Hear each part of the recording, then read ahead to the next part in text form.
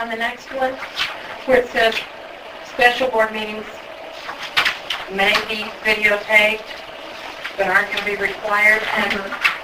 And, you know, I see the value of that, like when we meet just to approve bond proposals or a contract and not videotape that. But I really think, I hope we never go back there, but, you know, at the discretion, we had some special meetings that were pretty vital this past fall, and I would have been unfortunate to not have those videotaped. Well, I mean, it could be voted on, and it says as deemed appropriate. That means it could be voted on by the board to see if you wanted to videotape it. Well, you know, when we have those meetings that are less than 15 minutes long, you know, that we're just finishing up something, I think we should have extra. Yeah, I do too. But I think that they're... Or 4-hour ones, for that matter. I don't know what I meant by that. You feel like board members in a position of having to justify whether or not they want one paid, and it may make people look at you like, well, what are you trying to hide?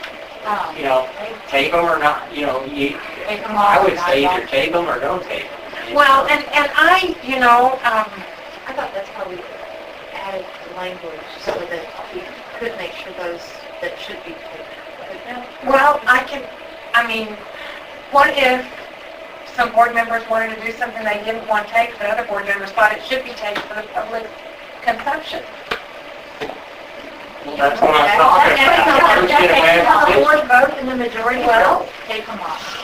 Well, but Sharon, remember when we couldn't have a meeting at 7 o'clock so Terry could be there because we couldn't have the video camera there? That's why we put this. You can't have the availability of the video camera crew determining when you can have a meeting. That is not a good situation. But in the case of an employee, you can't have an employee show up, you know, at 7 a.m. or 7 p.m. and tell them to go home.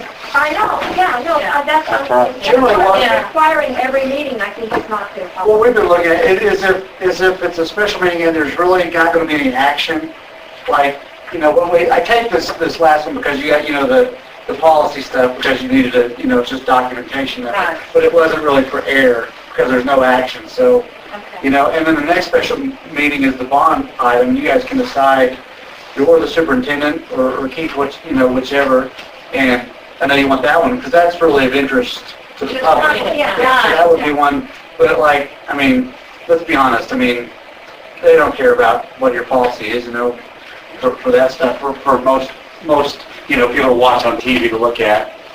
So, you know, those kind of special meetings, yeah. But when there's like a decision that's going to be involved, then we probably should be here to videotape it. I think giving ourselves some flexibility is good policy. Because I thought we were talking about what's in policy, but then procedures would be the courtesy, and correct me if I'm wrong, I thought the conversation was one line, but we have the courtesy of notifying you in advance if we needed it videotaped, so you wouldn't show up at a meeting and then send you home. Well, and so that's why that wasn't, we left it flexible in the policy.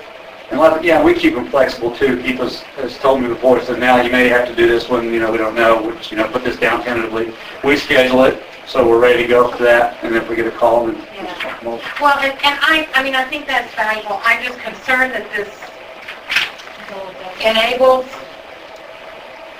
a majority of the board to say, no, we don't want the public to know what went on in this meeting, when the public may want to know, or some board members. But you know what? The public always has a right to know, because the public can always be present. Anybody who wants to come to a board meeting can come to a board meeting. They can send a friend and videotape. We are not allowed to prohibit anybody who wants to videotape. There is no excuse for someone to walk away uninformed. No one. That's why we have open meeting laws. No one can legitimately say that we're keeping anything from them. Anybody who wants to find out what goes on in the board meetings, it's not that hard. You go or you send a friend with a videotape or an audio cassette. We're not keeping anybody from finding out what goes on in the board meeting by not having a videotape. They were never routinely videotaped until last August. And so, I mean, you know, civilization, somehow we managed to survive until last August before it started. You know, so I think that they'll be fine if we videotape where it's important. I mean, I think it's a service to the public to videotape most of the meetings, but to bind ourselves to videotape every meeting is not, I don't think that's productive.